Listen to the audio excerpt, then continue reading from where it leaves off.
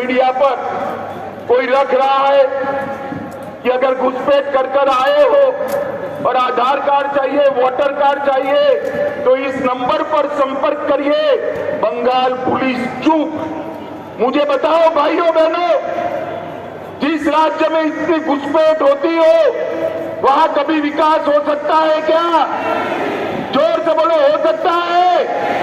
और इसीलिए ममता बनर्जी सीएए का विरोध कर रही है, सीएए कर नहीं।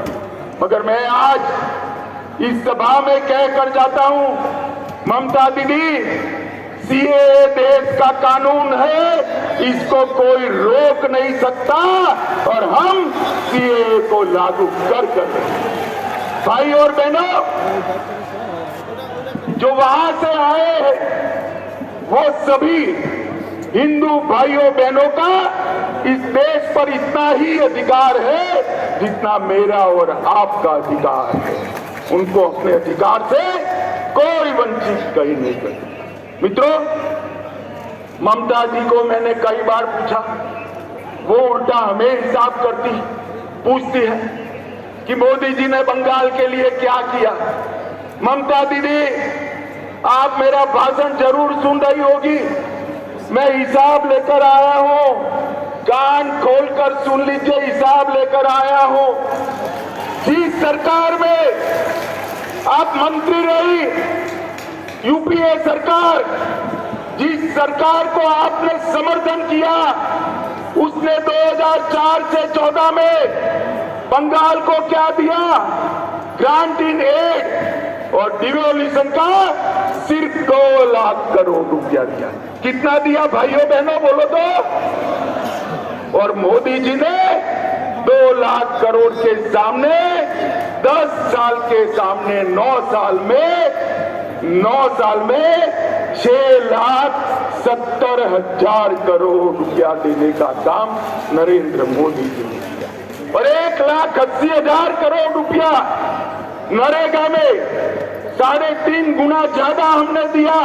आप धरना करती हो, जब आप मंत्री बनकर बैठी थी, मुख्यमंत्री बनकर सरकार का समर्थन कर रही थी, पैसा कम मिलता था। यूपीए सरकार ने 14,000 करोड़ रुपया दिया, मोदी जी ने 54,000 करोड़ रुपया देने का काम किया। और नरेगा, ग्राम सड़क योजना, आवास योजना, आजीविका मिशन और नेशनल आजीविका मिशन में 1,80,000 करोड़ रुपया देने का काम भारतीय जनता पार्टी ने किया।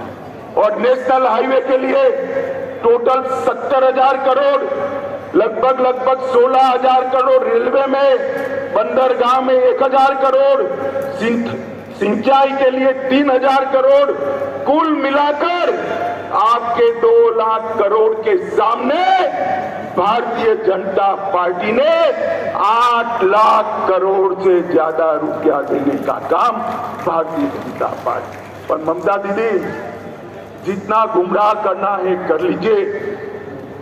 गत चुनाव में तो रैगिंग कर आप जीत गई, फिर भी हमारी 77 सीटें आई, 77। कहां 0, कहां 77। और इस बार 26 में रैली देखकर मैं स्पष्टता से कहने जाता हूं कि 26 के चुनाव में 2/3 बहुमत के साथ यहां पर भारतीय जनता पार्टी की सरकार बनी। मगर इसके पहले 24 का चुनाव आ रहा है। आपने 19 में 18 सीटें दी थी। मैं आप सभी को करबद्ध विनंती करने आया हूं, इतनी सीटें दीजिए कि मोदी जी को शपथ विधि के बाद कहना पड़े, मैं बंगाल के कारण देश का प्रधानमंत्री बना हूं। बंगाल, भाई और बहनों, बंगाल का भला ये भ्रष्टाचारी परिवारवादी तृणमूल कांग्रेस नहीं कर सकती। बंगाल का भला ये कम्युनिस्ट नहीं कर सकते। और कांग्रेस पार्टी तो तृणमूल के शरण में गई हुई पार्टी है, वो बंगाल का भला नहीं कर सकती। बंगाल को आगे ले जाने का काम, बंगाल को सोनार बांग्ला बनाने का काम केवल और केवल मोदी जी के नेतृत्व में भारतीय जनता पार्टी कर सकती है और कोई नहीं कर सकता। भाई और बहनों, मुझे बताओ, एक भ्रष्टाचारी ममता सरकार को हटाओगे? जोर से बोलो अंतत, भ्रष्टाचारी ममता सरकार को हटाओगे? 24 में मोदी जी को फिर से प्रधानमंत्री बनाओगे? 26 में 2/3 बहुमत से भाजपा सरकार बनाओगे?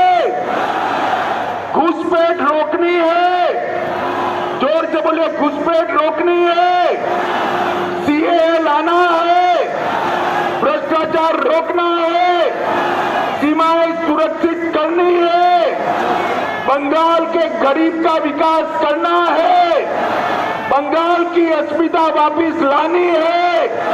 अगर सब करना है तो उखाड़ कर फेंक दो ममता बनर्जी की सरकार को और यहां पर भारतीय जनता पार्टी की सरकार बनाओ।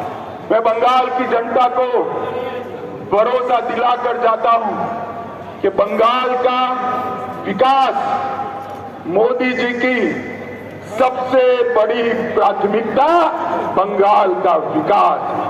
हमें एक ऐसी सरकार चाहिए जो मोदी जी को विकास करने के लिए अनुकूल भूमि तैयार करे।